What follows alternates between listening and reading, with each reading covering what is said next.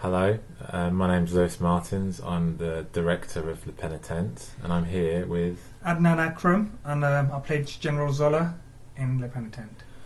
So this is the commentary on the film. I've never done one before, so no real clue what we're going to say. But so this is the opening, and I guess it's the clock was something I put in there because I wanted to sort of the relation to time and the kind of the dreams and like taking one step forward and two step back and that kind of thing. Yeah, the reversing of the clock actually really works, in my opinion. I think it was really Yeah, I mean when I was key fact. When I was putting together, like it felt like I needed to do something. I couldn't just have the shot of Kate and then the shot of the clock and then Kate and clock again. It just felt like it didn't have any impact. I particularly like that scene with the the dream catcher. Yes. And all these images are kind of,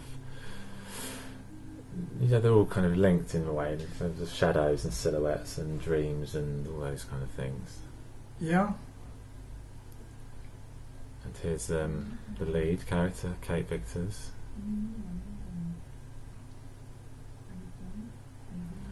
We should really be talking more, probably, shouldn't we? But yeah. I'm just so engulfed in the actual.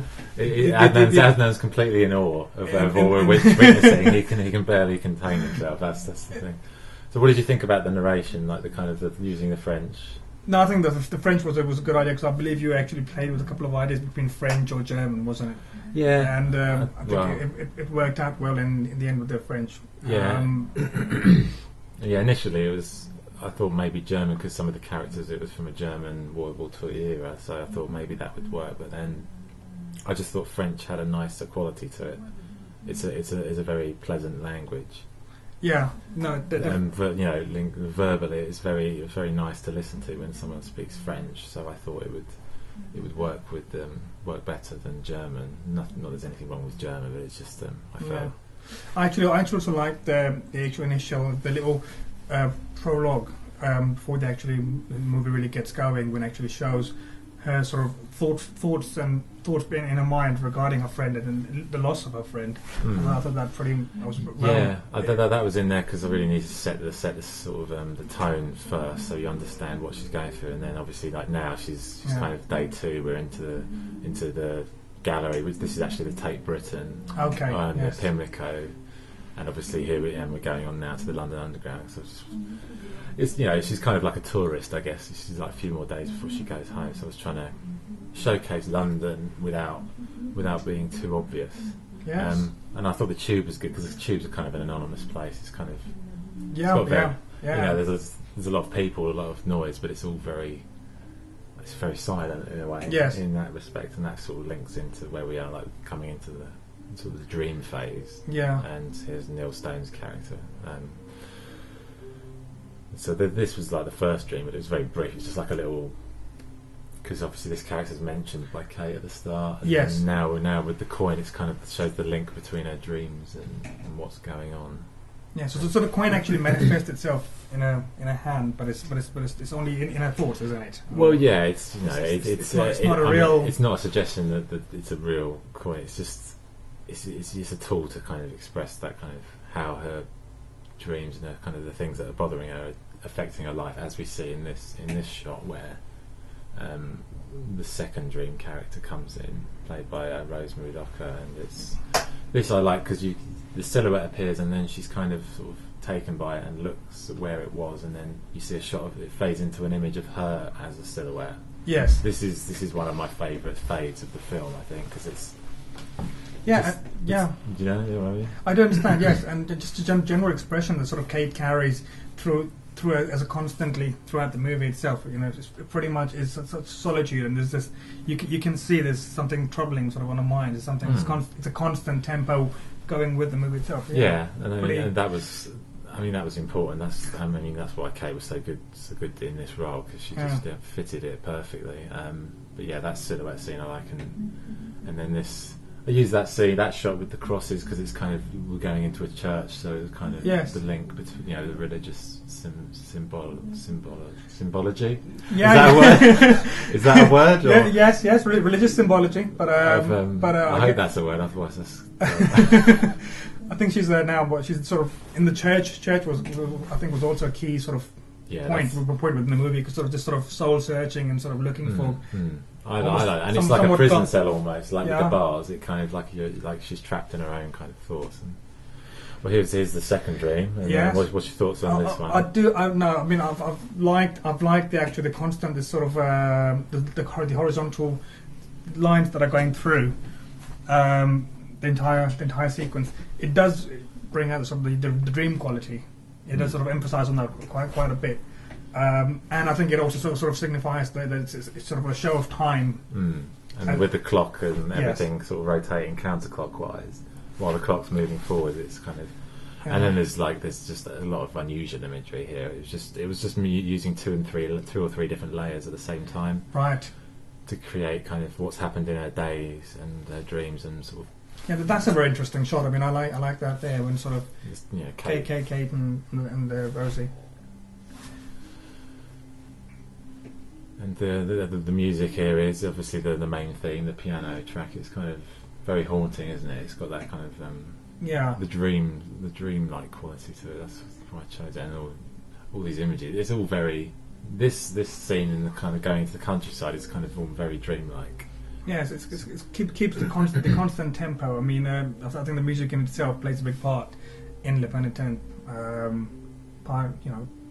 As part of the story as it sort of develops, and it just keeps it constant. I think so. Yeah. These scenes were actually shot in Surrey, not far from where I live, out in the countryside, because I wanted to take it out of London for a day, because one of the dream sequences was going to be in a forest, so I wanted to actually film part of her days leading up to that dream in forest. So it's kind of revisiting the places she's been to almost. In the dream world. What made you sort of use this form of this poetry in this part of the movie, and what was the inspiration behind it? I guess it's because she's got those thoughts for her friend, and it's she's obviously cares about her friend a lot, and she's kind of sad, and then so she's kind of dealing with emotions, and then if you're dealing with emotions, I thought love's something that you can't really deal with without emotion. So I felt like having this section talking about love as a subject, and the poetry of it, I just felt it was the right time in the film. And forest and love kind of, because love's a very complex emotion, and it's like a maze, and hence this scene where she's kind of wandering through these, so looking for some guidance, looking for a way. Yeah, and then she's like this, like the scene in the long grass. It's very kind of eerie. It's almost like she's like, it almost looks like she's passed away. And it's but it's kind of like it leads into the dream world. Like, but this scene's kind of like, is this a dream this day? Yeah. Or is this? No, but I think in that moment there's sort of like sort of a deep breath, and it also sort of seems very placid and sort of very very peaceful as well. Sort of a moment to sort of contemplate, sort of thing. No, I do like that, and so that's one. But I do like that Surrey scene. And here's the man with the white noise, Neil Stein again. And yes, this dream, this is the one where he kind of can't deal with the kind of the guilt, I guess, of what's happened, and he's sort of reflecting on it and almost like ending his own life in the dream, and it's with that interesting wavy effect. Yes. Again, I do think that is a very interesting effect. I mean, I've seen similar before, but not quite. It's very unique in the way that sort of applied. Yeah, it was just trying to make the dreams. Oh, the raw footage. Yeah, if you just used the raw footage, it wouldn't have worked. So I had to kind of distort the images and layer the images, and there's 3 or 4 different pieces of footage there at once. That's what gives it the texture. Right. So I guess this is a sort of halfway point in the film. I guess it's like the natural break, and it's the this is the shower scene. As Adnan knows very well, we filmed this extensively. Yes, we did, didn't we? So this is quite a short little diary entry, and then she's kind of like it's like a day off for her from this sort of going around travelling. It's raining. It's England, obviously, so it's just, you have to have a day where it's raining. Of course, yeah. I mean, otherwise it would just be fiction. Yeah. and that worked in the fact that it was raining and the fact she's having a shower. It's the kind of the water, and the water's another theme through the film. It links the kind of the character and the coin and the gloomy element of it. Yeah. So here we are. This is the kind of real introduction to General Zoller, I guess. Yes, and actually, I was meaning to ask you what was the sort of inspiration behind the music that you sort of chose for Zoller? And I wanted something electronic because obviously the television is kind of like where the characters are linked to, and it needed to be something very grinding. Like, I don't know, like if a machine could talk, but if the machine was chewing glass and talking at the same time, right. It would be that kind of sound. I know that doesn't make much. It'd be like a horrifically crunchy kind of grinding sound. Because that character is really the darkest point in the film, so it needed to be something. It couldn't be something too light. Well, I guess in this instance it was the German machine. But It was the German machine, indeed. And there's the coin, which I think worked pretty well as the prop in the movie. Gives it a bit of an authenticity. Oh, absolutely, yeah. I think the coin holds a lot of character as well. Was it quite difficult to source?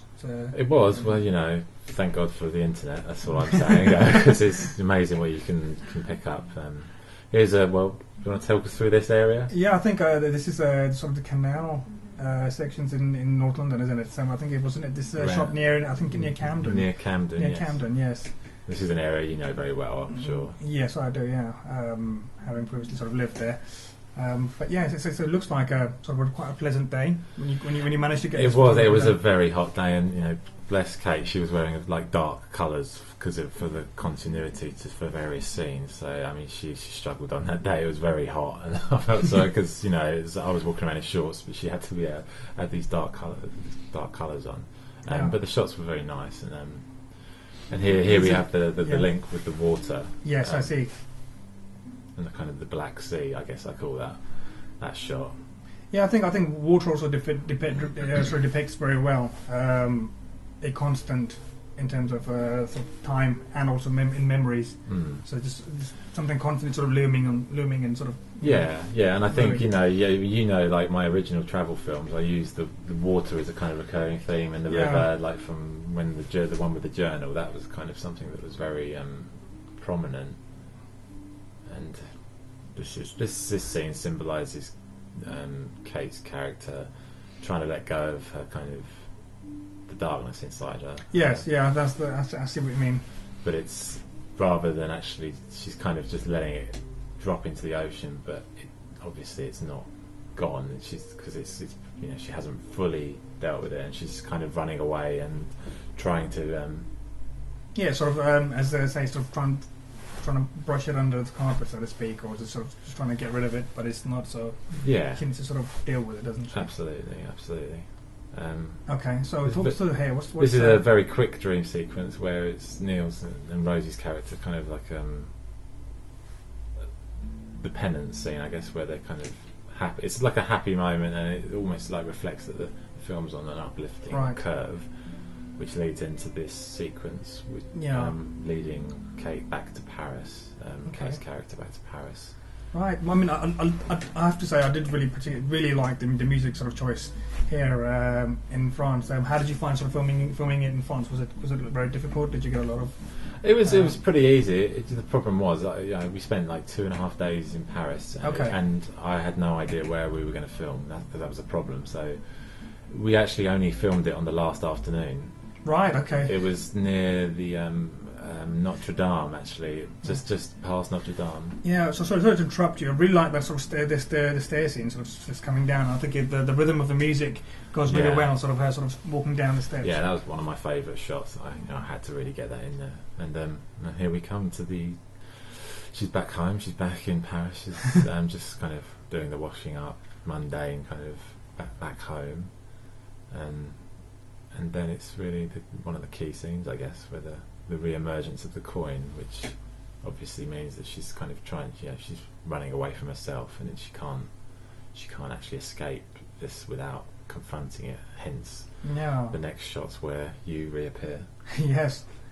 Well, what do you think of this ending? I think it does sort of signify, doesn't it? What really occurs? I mean, yes, that the shot through the window is a pretty good, and then of course It's quite a sinister ending. Sinister ending.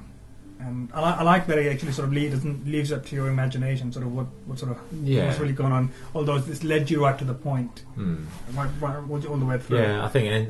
The ending is always the first thing I do. The beginning and the endings, because when you begin a film, you want to lure people in and make them interested, and when you end it, you need to give them something worthwhile.